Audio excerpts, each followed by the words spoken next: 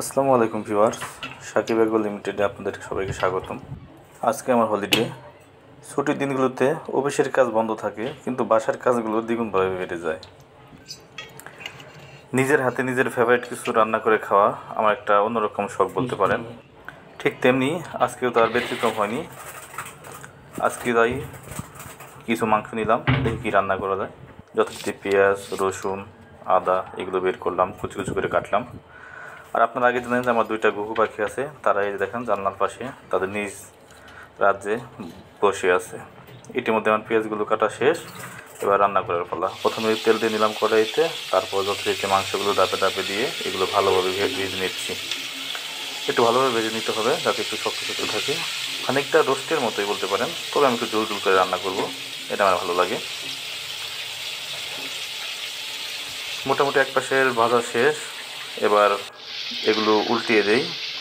হ্যাঁ, উপর পাশটা একটু ভালোভাবে ভাজা হয়ে গেলে এগুলো নামিয়ে তারপর মশলা দিয়ে রান্না করব।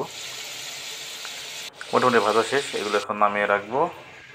এখন দ্বিতীয় পর্বের পালা। যথারীতি তেল, তেজপাতা, পেঁয়াজ, রসুন এগুলো দিয়ে খানিকক্ষণ একটু ভেজে নিব, একটু লাল লাল করে নিব।